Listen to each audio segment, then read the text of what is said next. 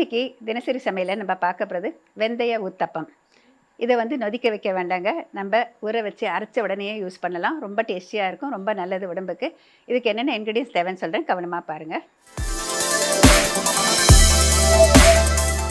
வெந்தய ஊத்தப்பம் செய்ய தேவையான பொருட்கள்: இட்லி புழுங்கல் அரிசி 1 அழாக்கு, உளுந்து 1 டேபிள் ஸ்பூன், வெந்தயம் 1½ டீஸ்பூன், தேவையான அளவு உப்பு, எண்ணெய் தேவைப்படும் அளவு.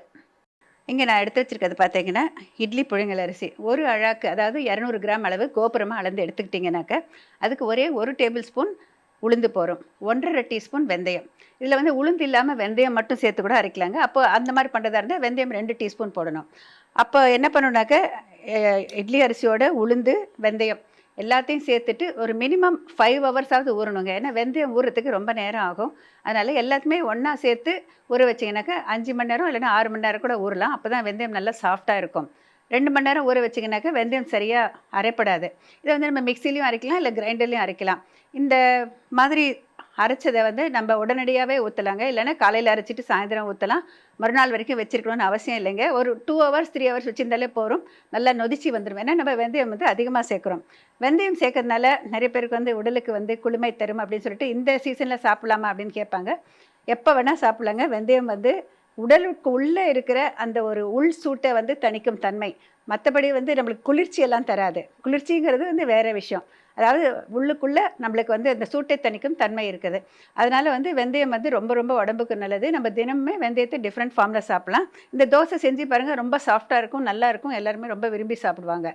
இதுக்காக வந்து எக்ஸ்ட்ராவாக சோடா எதுவுமே சேர்க்க வேண்டாம், நல்லா வரும்.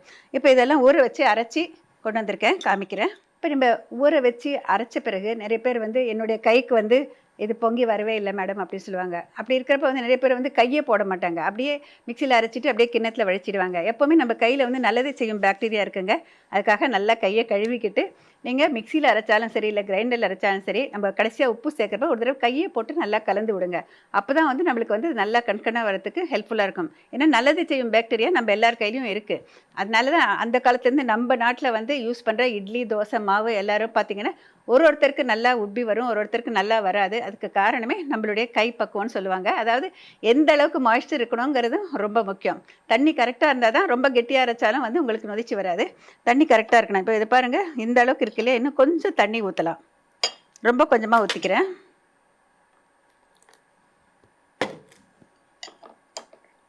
நிறைய பேர் பார்த்திங்கன்னா கடையில் வாங்குகிற இட்லி மாவு தோசை மாவு அதெல்லாம் பார்த்திங்கன்னா அது வந்து pH பேலன்ஸ் பண்ணுறதுக்கு ஏதோ எக்ஸ்ட்ராவாக ஆட் பண்ணியிருப்பாங்க. ப்ளஸ் அதை வந்து சோடா அந்த மாதிரிலாம் சேர்க்கறதுக்கான வாய்ப்புகள் இருக்குது. நம்ம வீட்டில் செய்கிறப்ப சோடாலாம் யூஸ் பண்ணாதீங்க. யூஸ் பண்ணிங்கன்னா இதில் இருக்கிற பி காம்ப்ளெக்ஸ் சத்து, முக்கியமாக தைமின் அப்படிங்கிற ஒரு விட்டமின் அழிஞ்சிடும். இப்போ இங்கே தோசைக்கல்லை சுட வச்சுருக்கேன். இந்த ஊத்தப்பம்ங்கிறதுனால நம்ம வந்து கொஞ்சம் திக்காக கனமாக தான் ஊற்றணும்.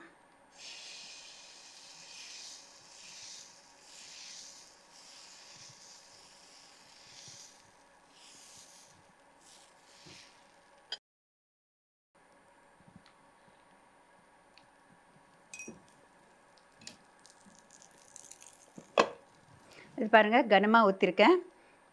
உங்களுக்கு எந்த திக்னஸ் வேணுமோ அந்த மாதிரி ஊற்றிக்கலாங்க. இப்போ மூடி வச்சுட்டு சுடணும். மிதமான தண்ணியில் வச்சுக்கோங்க, ரொம்ப ஹை ஃப்ளேமில் வைக்க வேண்டாம். இதை வந்து ஒரே பக்கம் சுட்டு எடுத்தாலே போதுமானது, நல்லா சாஃப்டாக நல்லாயிருக்கும். இப்போ திறந்து வெந்திருக்கான்னு பார்க்கலாம். கவனம் தேவைங்க. இந்த மாதிரி மூடி வைக்கிறப்போ இப்படி பார்த்து எடுங்க. பாருங்கள், நல்லா வெந்துடுச்சு. மேல் பாகம் நல்லா கண்கண்ணாக வந்திருக்கு. வெந்தயம் சேர்க்கறதுனால தான் இந்த மாதிரி வரும். அதிகமான எண்ணெய் கூட பிடிக்காதுங்க, ரொம்ப டேஸ்டியாக இருக்கும்.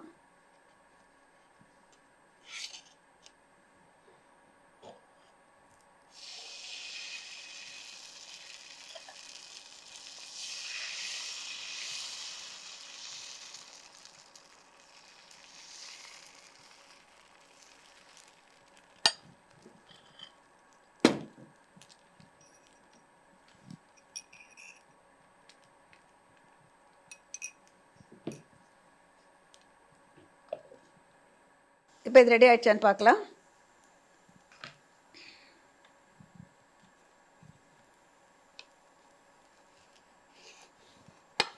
பாருங்கள், இப்போ நல்லா வந்துடுச்சு. இதை எடுத்துடலாம்.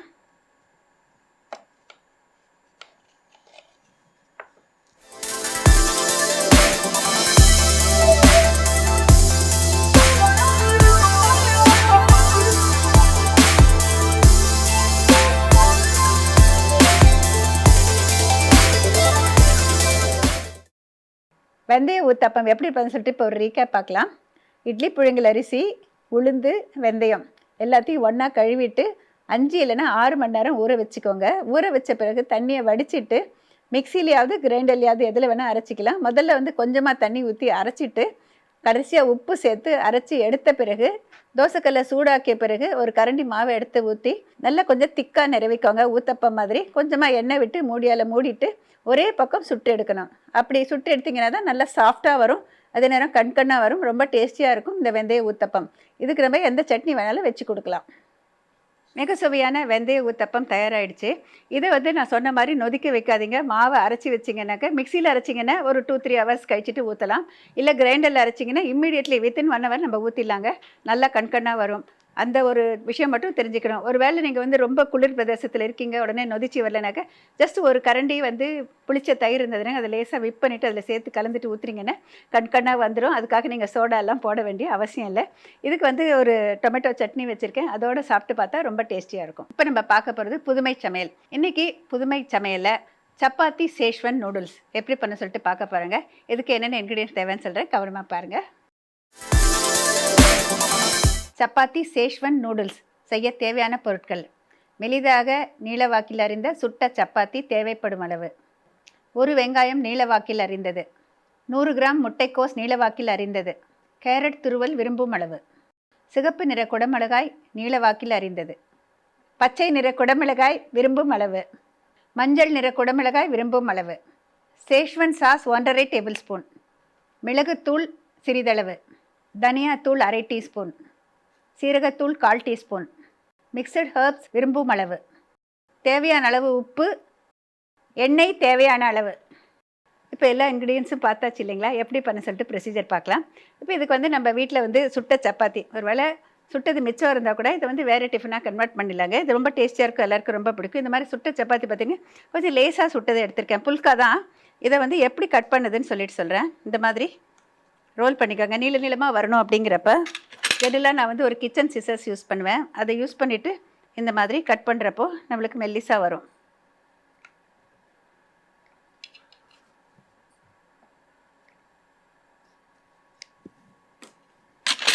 இது பாருங்கள், இப்படி பிரித்து விட்டால் நல்லா நீளமாக வருது. நம்ம நூடுல்ஸ்க்கெல்லாம் எப்படி நல்லிஸாக நீளமாக இருக்குமோ அந்த மாதிரி நீளமாக வருது. இப்போ இதே மாதிரி எல்லா சப்பாத்தியும் கட் பண்ணி வச்சுருக்கேங்க. பாருங்கள், இது வந்து 4 சப்பாத்தி அளவு. இப்போ இங்கே வானிலையில் வந்து எண்ணெய் விட்டு வச்சுருக்கேங்க. இதுக்கு தாளிக்கிற விஷயமெல்லாம் எதுவுமே கிடையாது. இப்போ எண்ணெயில் வந்து நான் ஃபஸ்ட்டு சேர்க்க போகிறது வெங்காயம். வெங்காயம் இந்த எண்ணெய் சூடானது போட்டுக்கலாம்.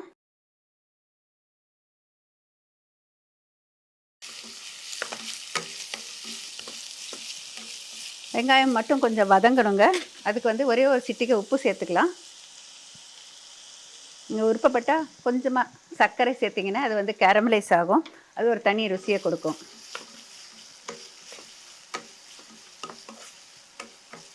வெங்காயம் லேசாக வதங்கிய பிறகு முட்டைக்கோஸ், வீட்டில் என்னென்ன இங்கிலீஷ் வெஜிடபிள்ஸ் இருக்கோ அது எல்லாத்தையும் சேர்த்துக்கலாம்.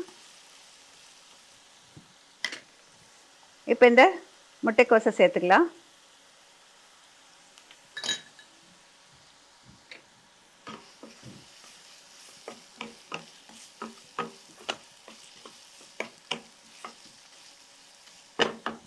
இல்லை எதுவுமே வேக வைக்கிறது இல்லைங்க, எல்லாம் வதக்கிறது தான். இப்போ கொஞ்சம் கேரட் இது வந்து மெல்லிசாக நல்லா நீல வாக்கில் இந்த மாதிரி சீவணும். துருவுற இதில் வந்து இந்த மாதிரி திக்காக இருக்கிறத பார்த்து எடுத்துக்கோங்க. காய்கறிகள் வதங்கும் தன்மைக்கு ஏற்ற மாதிரி நம்ம பண்ணணும். ஆக்சுவலி இதுக்கெல்லாம் வந்து ரொம்ப ஃப்ரை பண்ணணுங்கிற அவசியமே இல்லை, வேகணும்னு அவசியமே இல்லைங்க. ஒரு ஹாஃப் அந்த ஒரு சேலட் கன்சிஸ்டன்சி மாதிரி இருக்குது பாருங்கள், அப்படி இருந்தால் நல்லாயிருக்கும். இப்போ 3 கலர் குடமிளகாய் வச்சுருக்கேங்க. நமக்கு விரும்புகிற அளவு போட்டுக்கலாம். எல்லாருக்கும் தெரியும் குடமிளகாயில் வந்து விட்டமின் சி இருக்குது, கேரட்டில் விட்டமின் ஏ இருக்குது. இப்போ இந்த மாதிரி கலர்ஃபுல்லாக வெஜிடபிள்ஸ் எடுக்கிறப்ப நம்மளுக்கு வந்து கூடுதல் சுவை மட்டும் இல்லைங்க, கூடுதலாக நம்மளுக்கு வந்து சத்துக்கள் கிடைக்கும். இப்போ வந்து எல்லோ கலர் கேப்சிகம்,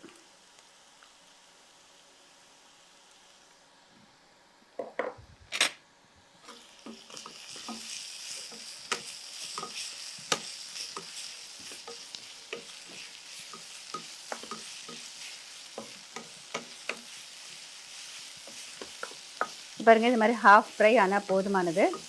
இப்போ இதில் வந்து வேட்டு நாட்டு ஸ்டைலில் பண்ணணுன்னாக்கா நம்ம சாஸ் மட்டும் போட்டால் போகிறோங்க. நான் வந்து இங்கே வந்து சேஷ்வன் சாஸ் வச்சுருக்கேன்.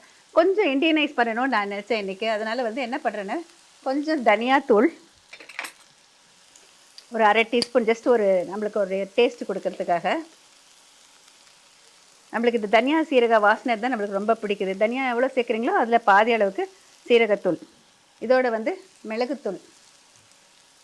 சேஷ்வன் சாஸ்லேயே காரம் இருக்குங்க, அதனால் மிளகுத்தூள் ரொம்ப கொஞ்சமாக போட்டால் போதுமானது.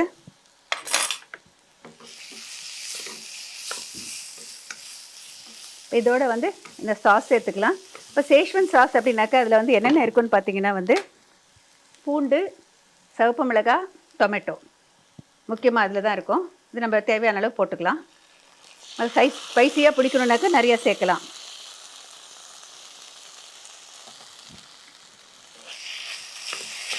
இந்த சாஸ்லாம் ஓரளவுக்கு உப்பு இருக்குங்க, அதனால் ரொம்ப கொஞ்சமாக தான் உப்பு போடணும்.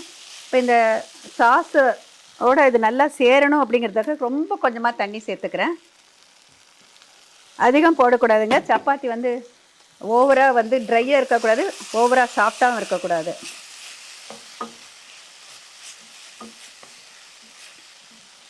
இப்போ இதோட இந்த சப்பாத்தி சேர்த்துக்கிறேன். அதாவது நம்ம ஊரில் வந்து பரோட்டா கொத்துக்கறி எப்படி பண்ணுறாங்களோ அந்த மாதிரி வந்து இந்த சப்பாத்தியை வந்து நம்ம வேட்டு நாட்டு ஸ்டைலில் கொடுக்குறோம், வேறு ஒன்றும் இல்லை. ஒரு ஃப்யூஷன் குக்கிங் மாதிரி கொடுக்குறோம். நீங்கள் விருப்பப்பட்டால் இந்த சேஷ்வன் சாஸ் இல்லைனாக்கா நம்ம டொமேட்டோ சாஸோட கொஞ்சம் சோயா சாஸ் இருந்தால் போடுங்க. இல்லைனா வந்து சில்லி கார்லிக் சாஸ் இருக்குது, விதவிதமான சாஸ் இருக்குது. ஹாட் அண்ட் சவர் இருக்குது, ஹாட் அண்ட் ஸ்வீட் இருக்குது. நீங்கள் எது வேணால் யூஸ் பண்ணலாம். ஒவ்வொரு தடவையும் டிஃப்ரெண்ட் டேஸ்ட் கிடைக்கும். என்ன வெஜிடபிள் யூஸ் பண்ணுறீங்களோ அதுக்கு தகுந்த மாதிரி தான். இதில் வந்து நான் கடைசியாக இது நல்லா கொஞ்சம் சூடானா போதுமானது.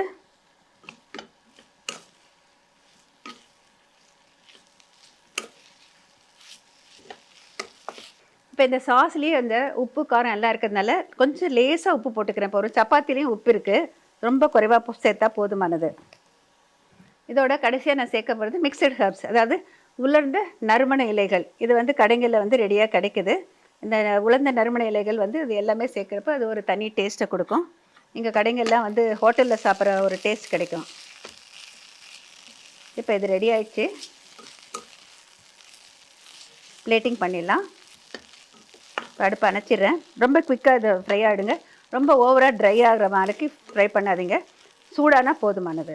இப்போ நம்ம வந்து யாராவது சாப்பிட உட்காராங்கன்னா இது எல்லாம் ரெடி பண்ணி வச்சுட்டு லாஸ்ட்டில் சப்பாத்தி போட்டு ஒரு கிளறி கொடுத்துட்டிங்கன்னா அப்படியே சாப்பிட ரொம்ப டேஸ்டியாக இருக்கும். இப்போ அது வந்து பிளேட்டிங் பண்ணிடலாம்.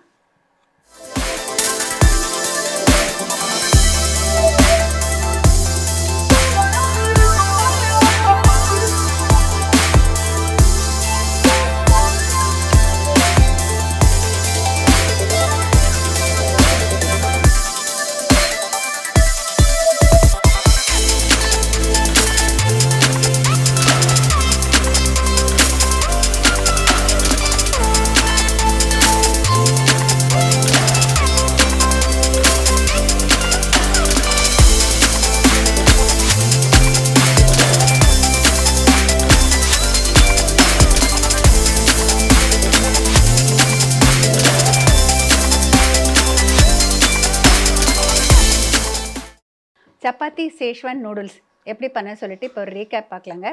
சப்பாத்தியை மெல்லிசாக நீளமாக கட் பண்ணி வச்சுக்கோங்க. ஒரு வானிலையில் எண்ணெய் விட்டுட்டு முதல்ல சூடான பிறகு வெங்காயம் சேர்த்துக்கோங்க. வெங்காயம் சீக்கிரம் வதங்கிறதுக்கு ஒரு சிட்டிகை உப்பு சேர்த்துக்கலாம். வெங்காயம் வதங்கிய பிறகு அதோட முட்டைக்கோஸ், கேரட் அது ரெண்டும் லேசாக வதக்கிய பிறகு 3 கலர் குடமிளகாய் தேவையான அளவு சேர்த்துக்கோங்க. அது நல்லா வதங்கிய பிறகு அதோட மிளகுத்தூள், சேஷ்வன் சாஸ் அதையும் சேர்த்துட்டு நல்லா கலந்து விடுங்க. நல்லா சப்பாத்தி வந்து சூடான பிறகு கடைசியாக உலர்ந்த நறுமண இலை, அதாவது மிக்சட் ஹெர்ப்ஸ் அதையும் சேர்த்து கலந்து இறக்குனீங்கன்னா மிக சுவையான சப்பாத்தி சேஷ்வன் நூடுல்ஸ் தயார். எப்போதுமே நம்ம இந்த மாதிரி ஒரு டிஷ் பண்ணுறப்ப வெஜிடபிள்ஸ் வந்து கூடுதலாக சேர்க்கணும். இப்போ நூடுல்ஸ் செஞ்சீங்கன்னா கூட ஒரு பங்கு நூடுல்ஸ்னாக்க 2 மடங்கு இல்லைன்னா 3 மடங்கு வெஜிடபிள்ஸ் சேர்க்கணும். அப்படி தான் வந்து அந்த குழந்தைங்களுக்கு வந்து ஆரோக்கியம் கிடைக்கும். அந்த வெஜிடபிள்ஸோடு செய்கிறப்ப அது டிஷ்ஷும் டேஸ்டியாக இருக்கும். நம்மளுக்கு கூடுதலாக எல்லா விதமான வைட்டமின்ஸ், மினரல்ஸ் எல்லாமே நம்மளுக்கு கிடைக்கும். இதுக்கு வேணால் நம்ம வந்து டொமேட்டோ சாஸ் கொடுக்கலாம், இல்லை அப்படியே சாப்பிட்டாலும் ரொம்ப டேஸ்டியாக இருக்கும். இப்போ நம்ம பார்க்க போகிறது உணவும் ஆரோக்கியமும். வணக்கம் கற்பகவல்லி. வணக்கம் மேம். ஆக்சுவலி எனக்கு இன்றைக்கி வந்து ஒரு டவுட்டு வந்து வெஜிடபிள்ஸை வந்து கட் பண்ணிவிட்டு ஃப்ரீசரில் பண்ணுறோம். அதோட டின்னர் பார்ட்டினாக்கு நிறையா கட் பண்ண வேண்டியது இருக்குது. இல்லை 2 நாள் 3 நாள் நம்மளுக்கு டைம் இருக்குன்னாக்க பண்ணி வைக்கிறோம். இல்லைன்னா ஒரு வாரத்துக்கு முந்தையே வந்து ஒர்க்கிங் விமன்னாக்க வாரத்துக்கு தேவையானதெல்லாம் கட் பண்ணிவிட்டு ஃப்ரிட்ஜ்லேயோ இல்லை ஃப்ரீசர்லேயோ வைக்கிறாங்க. இதனால் சத்துக்கள் குறையுமா? ஃப்ரீசரில் வச்சா பரவாயில்லையா இல்லை ஃப்ரிட்ஜில் வச்சா பரவாயில்லையா? அதை எப்படி வைக்கணும்?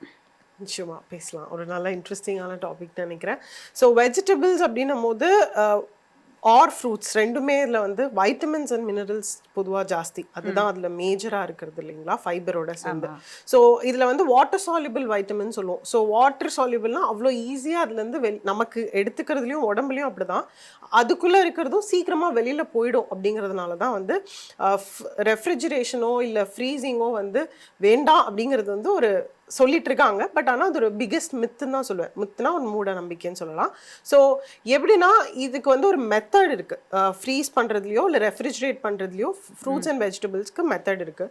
ஸோ இதில் வந்து ஃப்ரூட்ஸ் ஆர் வெஜிடபிள்ஸை எப்படி நீங்கள் ரெஃப்ரிஜரேட் பண்ணுறீங்க, அதாவது எந்த மாதிரி கண்டெய்னர்ஸில் போடுறீங்க, எது பக்கத்தில் வைக்கிறீங்க அப்படிங்கிறது மெயினாக வந்து ஓடர்ன்னு சொல்லுவாங்க மேம். அந்த ஸ்மெல்லு தான் வந்து ஒன்னோட ஒன்று மிக்ஸ் ஆகக்கூடாது. அது வந்து நமக்கே அப்பீலிங், ஐ மீன் ஸ்மெல் நல்லா இருக்காது, அதுதான் மெயின். பட் நியூட்ரியன்ட் வைஸ் வந்து ரெஃப்ரிஜரேட் பண்ணுறதுனாலையோ இல்லை ஃப்ரீஸ் பண்ணுறதுனாலையோ வந்து நியூட்ரியன்ட் லாஸ் ஆகிறது இல்லை. எப்போ ஆகும்னா நீங்கள் ஓப்பன் பண்ணி அதை எக்ஸ்போஸ் பண்ணி வச்சிங்கன்னா தான். இதை நீங்கள் வெளியிலேயே ஓப்பன் பண்ணி வச்சிருந்தீங்கனாலும் நியூட்ரியன்ட் லாஸ் ஆக தான் போகுது. அதாவது இப்போ நீங்கள் ஒரு வெஜிடபிள்ஸ் நறுக்கிட்டீங்க, கேப்சிகமோ இல்லை எந்த காட்ஸ் எல்லாம் இருக்கு இல்லைங்களா, சொடக்கா பொடலாம், எதுனாலும் நறுக்கி வெளியில் ஓப்பன் ஏரில் வச்சிங்கனாலும் நியூட்ரியன்ட் லாஸ் ஆகும். அதே மாதிரி ஓப்பன் பண்ணி ஃப்ரிட்ஜ்லேயோ இல்லை ஃப்ரீசர்லேயோ வச்சாலும் ஆகும். ஸோ இதே நீங்கள் ஏர்டைட் பாக்ஸில் போட்டு வச்சிங்கன்னா உங்களுக்கு அவ்வளோ இது ஆகிறது இல்லை. முடிஞ்ச அளவுக்கு சாப் பண்ணாமல் நறுக்காமல் ரெஃப்ரிஜரேட் பண்ணலாம். இல்லை உங்களுக்கு அதான் வேற ஆப்ஷனே இல்லைன்னா நறுக்கிட்டீங்க அப்படின்னா ஒரு நாள் வரைக்கும் வச்சுக்கலாம். ரொம்ப நறுக்கி ஃப்ரீசரோ இல்லை ரெஃப்ரிஜரேட்டோ பண்ணுறத அவாய்ட் பண்ணிக்கலாம். முழு வெஜிடபிளில் பண்ணுறதுல எந்த தப்புமே இல்லை. இப்போ நீங்கள் வந்து வெளிநாடுகள்லாம் பார்த்தீங்கன்னா முக்கால்வாசி வந்து ஃப்ரோசன் வெஜிடபிள்ஸ் தான். ஸோ அங்கே வந்து எது முக்கியமான விஷயம்னா ஃப்ரோஸ் பண்ணிவிட்டு அதை டாப் பண்ணுறதுன்னு சொல்லுவாங்க. ஸோ அது ரூம் டெம்பரேச்சருக்கு கொண்டு வருது.